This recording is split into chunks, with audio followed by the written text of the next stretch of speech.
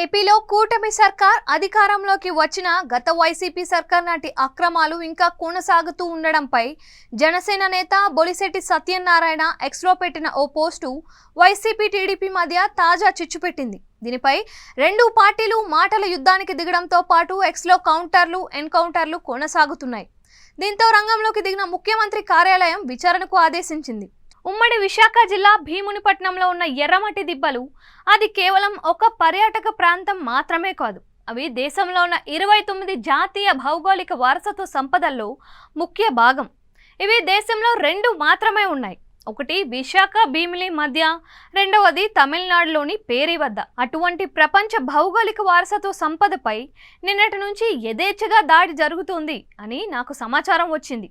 అధికారులు తక్షణమే స్పందించాలి. దీన్ని మన రాష్ట్ర ఉప ముఖ్యమంత్రి మరియు పర్యావరణ శాఖ మంత్రి పవన్ కళ్యాణ్ కు కూడా తెలియజేస్తున్నట్లు 2 రోజుల క్రితం జనసేన నేత బొలిశెట్టి సత్యనారాయణ ఎక్స్లో పెట్టారు.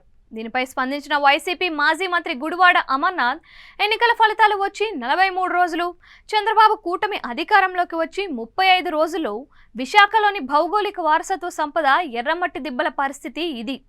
ప్రభుత్వ పెద్దల సహకారం, స్థానిక నాయకుల మద్దతుతోనే ఇక్కడ తవ్వకాలు జరుగుతున్నాయి.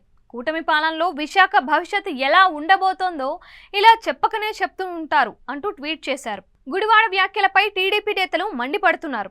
కబ్జా కాండతో విశాఖను చిగురుటాకులో వణికించిన చరిత్ర ఇది. ఎన్నికల్లో ప్రజలు చీకొట్టినా ఇంకా మీకు సిగ్గు రాలేదు అంటూ TDP MLA Ganta Srinivas counter ఇచ్చారు.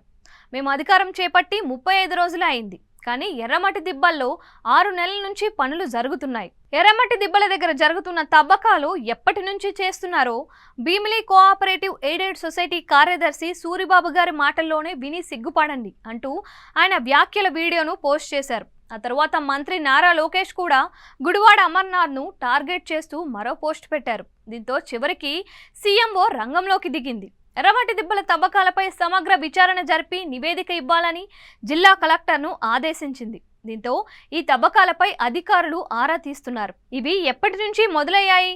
కొత్త ప్రభుత్వం అధికారంలోకి వచ్చాక కూడా తవ్వకాల కొనసాగింపు వెనుక ఎవరున్నారు అనేది తెలుసుకునే ప్రయత్నం చేస్తున్నారు.